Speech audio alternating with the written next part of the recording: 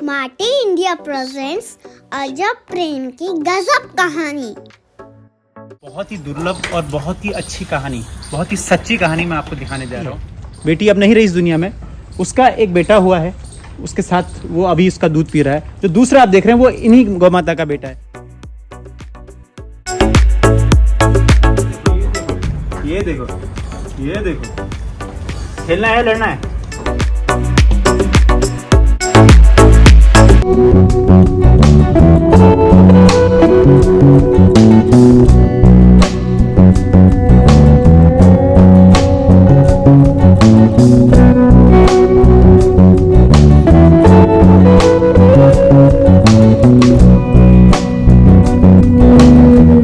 गाजरी के थार पारकर केंद्र में आ चुका हूँ और आप देखेंगे यहाँ पर पूरी जानकारी दी गई है।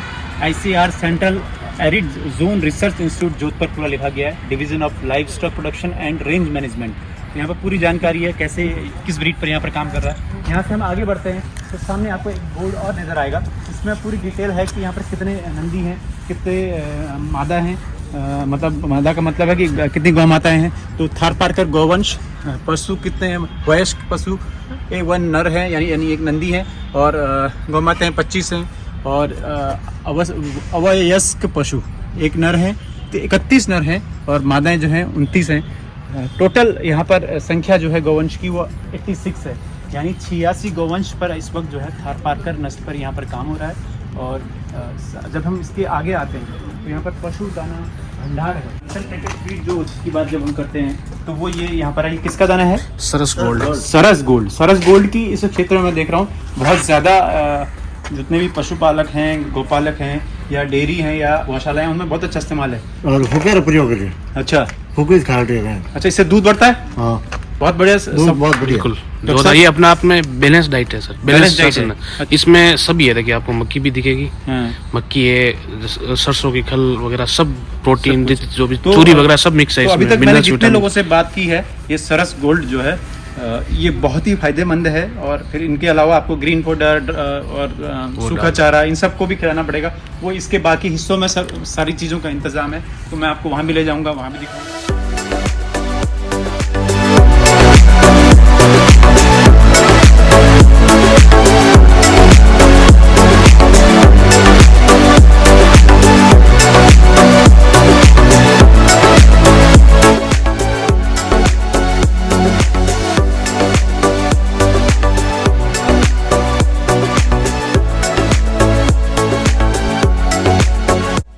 फार्म की एक बहुत ही दुर्लभ और बहुत ही अच्छी कहानी, बहुत ही सच्ची कहानी मैं आपको दिखाने जा रहा हूँ। ये आप सामने गौ माताएँ देख रहे होंगे। ये गौ माता जो है, इसकी एक बेटी है, बेटी अब नहीं रही इस दुनिया में, उसका एक बेटा हुआ है, उसके साथ वो अभी उसका दूध पी रहा है। जो दूसरा आप देख रहे हैं वो इन्हीं गौ माता का बेटा है, यानी ये बहुत ही दुर्लभ तस्वीर है। अपने बेटी के बेटे को भी ये गाय जो है दूध पिला रही है।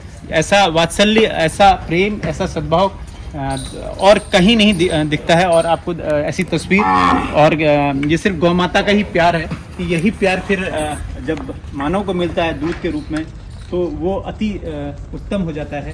और ये कहानी, हाँ भैया, क्या नाम है आपका?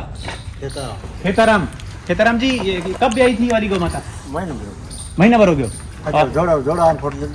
अच्छा, और जो इनकी बेटी की बेटी वो कब ब्याई? वो एक दिन में। अच्छा, एक दिन के बाद उनका मौत हो गई, देहांत हो गया। हाँ, तो ये बता रहे हैं, देखिए 1 महीने पहले ये ब्याई थी, और इसकी बछड़ी भी जो है वो भी 1 महीने पहले ब्याई थी। नहीं, एक दिन में भी है। अच्छा, दोनों एक ही दिन में ब्याई। हाँ। ये भी एक नई बात पता चली कि दोनों, इनकी बेटी जो थी इस गौ माता की बछड़ी, वो भी, और ये दोनों एक ही दिन ब्याई, और लेकिन उसका 1 दिन के बाद ही जो है मृत्यु हो गई। और अब ये जो गौ माता है यही इसका ख्याल रखें। दोनों बछड़े हैं, दोनों हो सकता है आने वाले वक्त में अच्छे नंदी बनकर तैयार हो।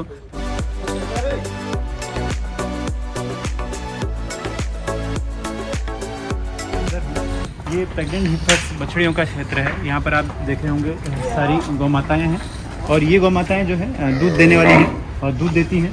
और इसमें से कई का तो आप देखेंगे क्वालिटी वाइज बहुत बढ़िया है। ये सींग देखिए, कलर सफ़ेद और ब्लैकिश दोनों हैं। थार का बिल्कुल परफेक्ट रूप है ये। यहाँ पर एक गौ माता और है। ऐसे ही इस बाड़े में आप देखेंगे तो बहुत सारी गौ माताएँ हैं। आप ये वाली गौ माता देखेंगे, ये बीच में इनका अडर एकदम परफेक्ट है। इनकी दूध देने की क्षमता बहुत बढ़िया है। 10 लीटर से ज़्यादा ये दूध देने की क्षमता है यहाँ की गायों में।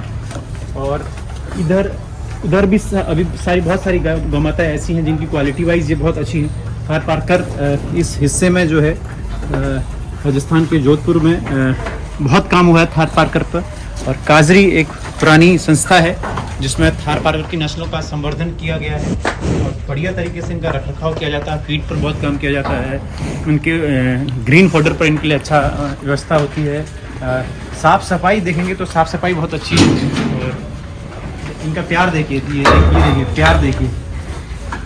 पता चला कि कोई आया है, कोई नया मेहमान, तो उससे मिलने के लिए थोड़ा गुस्सा, थोड़ा सा प्यार, दोनों लुटा रहे हैं। और ये देखिए, ये आइए, आ जाओ आ जाओ महाराज जी। ये तैयार हो रहे हैं नए नंदी, अभी हुए हैं कुछ दिन पहले, एकदम सफ़ेद।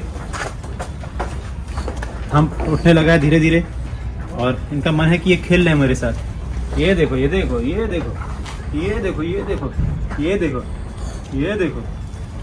खेलना है, लड़ना है, लड़ना है तो लड़ लो। आ जाओ आ जाओ आ जाओ आ जाओ। देखो आपको ये वात्सल्य कहीं और नहीं मिलेगा, ये सिर्फ हमारे देसी गौवंश की ताकत है, उनका लाड प्यार का तरीका है। देखो वो माँ है उनकी, गौ माता है, और ये दोनों बछड़े हैं। तो उनके सामने माँ का प्यार, यही प्यार जब दूध में उतर आता है तो वही हमारी ताकत का असली राज है। किसी भी हर्ड का जब हम बात करते हैं तो आधे से ज़्यादा का निर्माण में जो है एक बुल का बड़ा योगदान होता है। और जो हमारे सामने आप देख रहे हैं थार पारकर के नंदी महाराज हैं। आधा हिस्सा देखिए हल्का ब्राउन काला है और आंखों में वही कजरारे नक्शुतरा है। पीछे आप देखेंगे आप एकदम वाइट, आप बैक अच्छा बन रहा है इनका। और हम्प देखेंगे, हम्प में भी अभी और उभार आना बाकी है। और मस्तक बिल्कुल प्रॉपर एक नंदी के ब्रीडिंग में जब भी अच्छे नंदी का इस्तेमाल होगा तभी अच्छे गौवंश तैयार होंगे, अच्छे बछड़े बछड़ियाँ तैयार होंगी। और फिर इनका इस्तेमाल जब आम जनमानस को करने को मिलेगा तो उच्च क्वालिटी के बछड़े बछड़ियाँ गांव-गांव में गौपालकों को मिलेंगे। अब मैं आपको जिस हिस्से में लेकर आया हूँ ये हीफर्स यानी बछड़ियों का हिस्सा है। और ये सब जितनी भी आप देख रहे हैं, करीब 3 उधर हैं, 2 इधर हैं और 3 मेरे सामने हैं। ये मतलब 3 3 4 7 1 8, करीब 8 बछड़ियाँ भी इस वक्त यहाँ पर हैं। और ये सभी जो है 2 साल से कम उम्र के हैं। और देखिए इनका कितना अच्छा स्वास्थ्य है और जल्दी ये गौ माता बनने की ओर अग्रसर हैं। और वो जो आप मेरे उस तरफ देख रहे हैं वो करीब 1 साल के आसपास के जो है बछड़े हैं। और वो देखो सांड वाला जो हिस्सा मैं आप बता रहा हूँ, ये आने वाले नंदी अब ये तैयार हो रहे हैं। 1 2 3 4 5 6 नंदी ये बनने की ओर अग्रसर हैं। करीब ये भी 1.5 साल के आसपास इनकी उम्र रही होगी। और आप बिल्डअप देख सकते हैं इनका।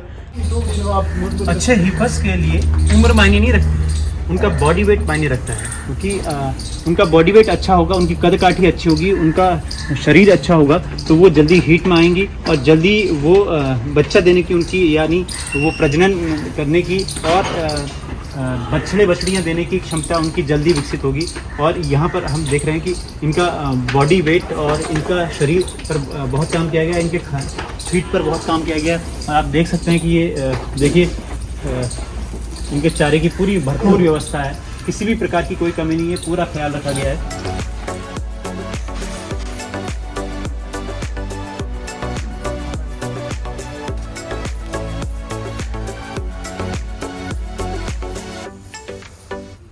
अच्छे शेड का निर्माण करना बड़ा ज़रूरी है।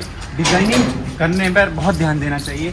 कहाँ पर छोटे नंदियों को रखें, कहाँ पर हीफस को रखें, कहाँ पर बड़े नंदियों को रखें, कहाँ पर दूध देने वाली गायों को रखें और कहाँ पर हम जो है ड्राई पीरियड पर जो गायें आ जाती हैं वो उनके रखने का इंतज़ाम करें।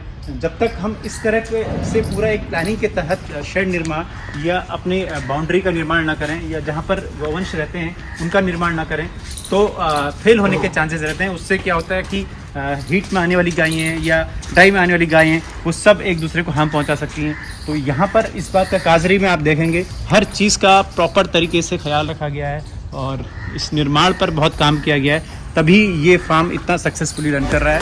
और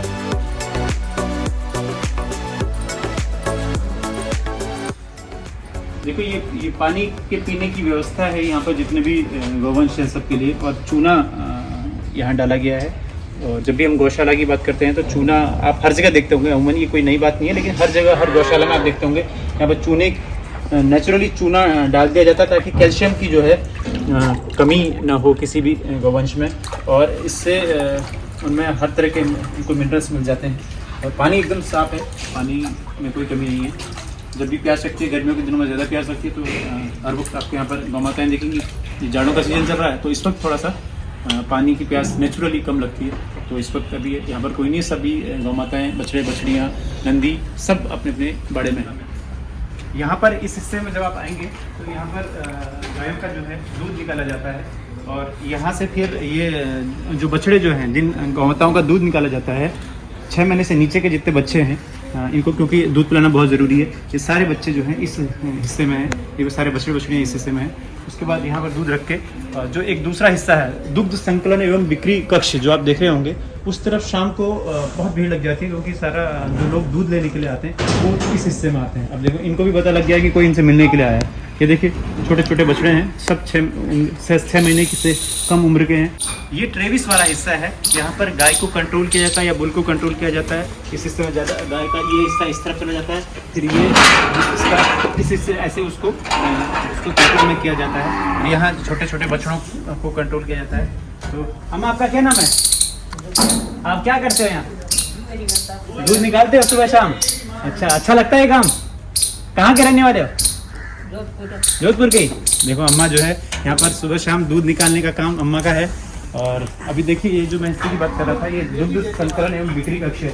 यहाँ पर दूध है, खुले में यहाँ से लोग आते हैं और यहाँ पर इस हिस्से में जो है दूध लिया जाता है।